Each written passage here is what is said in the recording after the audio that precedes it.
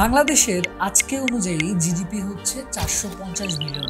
আর এদিকে একটা নিউজ দেখলাম যে এলন মাস্ক রিসেন্টলি $500 বিলিয়ন মালিক হয়ে গেছে। আই মিন হচ্ছে $500 ট্রিলিয়ন, মানে হচ্ছে পৃথিবীর প্রথম ব্যক্তি যে $500 ট্রিলিয়ন মালিক হলে, এবং অবশ্যই সে এখন রাইট নাও সব থেকে ধনী ব্যক্তি পৃথিবীর। তো কথা হচ্ছে যে একটু চিন্তা করে দেখেন, পুরো দেশের আমাদের যত টাকা আছে একটা মানুষ সে তত টাকার মালিক, মানে কি একটা অবস্থা। তো আজকের এই ভিডিওতে আমি কথা বলবো এলন মাস্ক নিয়ে। এলন মাস্কের আর্লি লাইফ, সে ক্যারিয়ার কিভাবে শুরু করছে, তার ক্যারিয়ারে কিন্তু অনেকগুলো ফেইলার আছে, সেগুলো নিয়েও কথা বলবো। ওভারঅল আমরা কি শিখতে পারি তার জীবন থেকে, সেটা আশা করি এই ভিডিও থেকে আপনি জানতে পারবেন। তো চলুন শুরু করা যাক।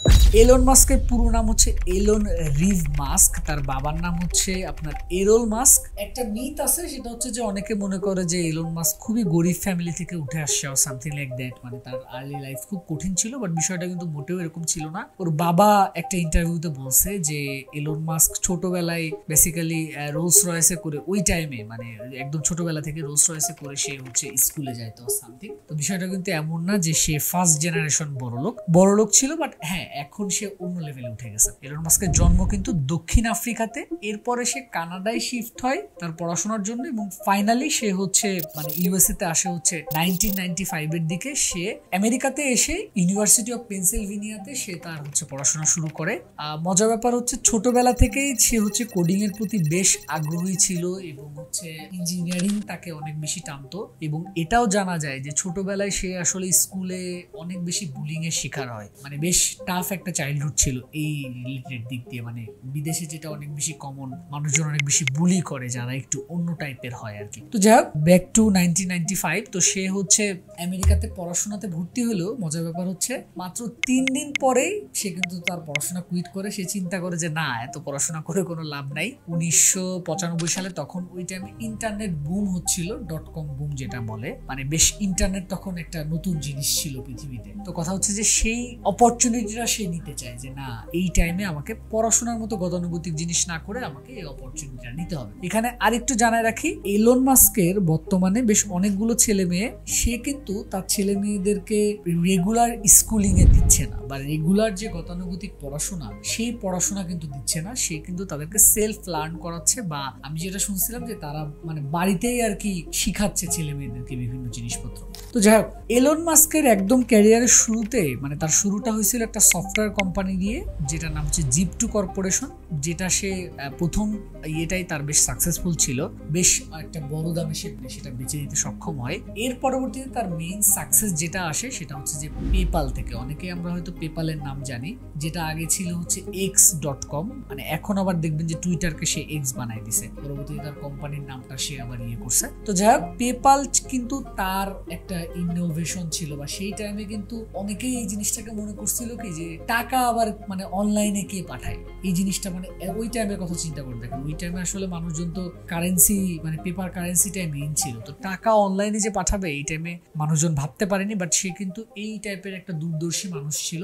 তো x.com, যেটা সে পরবর্তীতে পেপাল নাম হয়ে যায়, যেটা শুরু হয়েছিল 1999 সালে, এবং 2002 সালে তৎকালীন প্রায় $1.5 বিলিয়ন ইবে যে কোম্পানিটা আছে সেটা কিন্তু পেপাল কিনে নেয়, এবং পেপালের 11.something শেয়ার ছিল এলন মাস্কের, এবং সেখান থেকে কিন্তু বলা যায় যে প্রায় $175 মিলিয়ন সে মালিক হয়ে যায় ওই সেল করার কারণে। তখনই আসলে এলন মাস্কের এই এরাটা শুরু হয়। এলন মাস্ক সেই টাকাটা নিয়ে কিন্তু বেসিক্যালি মানে যেটা করে সেটা হচ্ছে যে 3টা কোম্পানিতে ইনভেস্ট করে, মানে নতুন 3টা কোম্পানি গড়ে তোলে। 1 নাম্বার হচ্ছে SpaceX, 2 নাম্বার হচ্ছে টেসলা, 3 নাম্বার হচ্ছে SolarCity। ওকে, সো SpaceX আর টেসলার নাম তো আমরা সবাই কম বেশি জানি, না জানার এখন মনে হয় না যে এমন কেউ আছে যে জানে না। তো কথা হচ্ছে যে টেসলা বা SpaceX বর্তমান যে পর্যায়ে আছে সেটা কিন্তু একদিনে আসেনি। এখানে কিন্তু প্রচুর পরিমাণে স্ট্রাগল ছিল এলন মাস্কের। কয়েকটা ইন্টারভিউ আমি দেখছি, সেখানে সে বলছে যে টেসলা একটা পর্যায়ে এরকম একটা অবস্থায় চলে গিয়েছিল যে কয়েক মাস যদি যেত সে দেউলিয়া পর্যন্ত হয়ে যেত, বা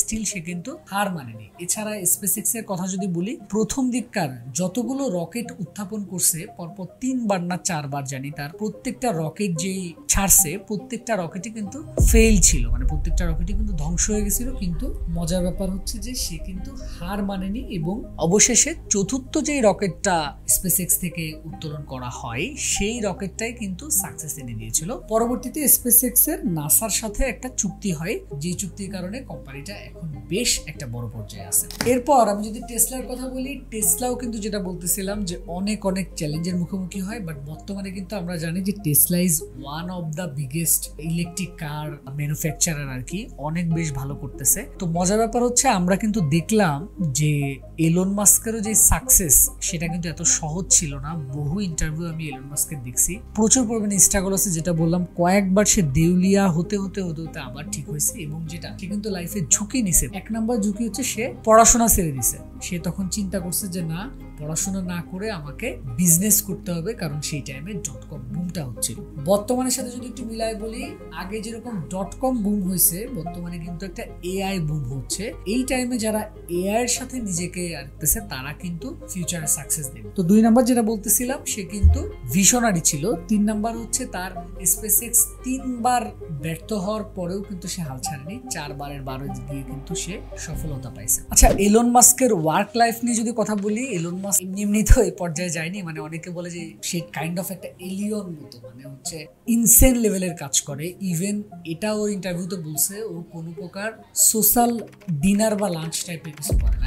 অনেক সময় হয় না যে আমরা অনেকে বলি যে চলেন ভাই একসাথে খাই বা বসে কথা, সে যেটা করে সে হচ্ছে কাজ করতে করতেই খাওয়া দাওয়া করে, যাতে তার সময় নষ্ট না হয়। সপ্তাহে সে মোটামুটি 80 থেকে 100 ঘন্টা মতো কাজ করে। Can you believe that?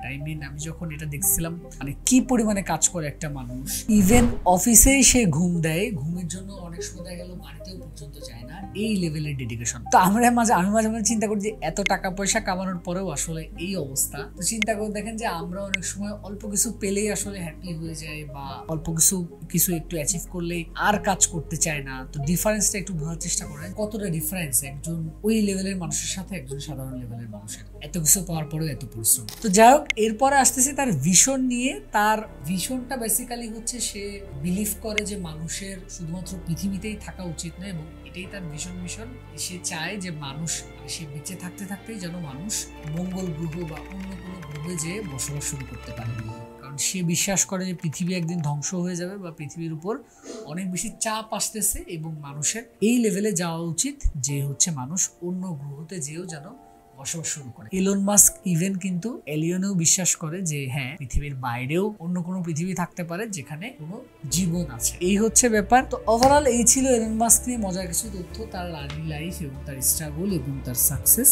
আপনি এখান থেকে কি কি শিখছেন এটা কমেন্টে জানান, এবং এরকম আর কাকে নিয়ে আপনি জানতে চান সেটাও কিন্তু কমেন্টে জানাতে পারেন। Thank you so much everyone for watching this video.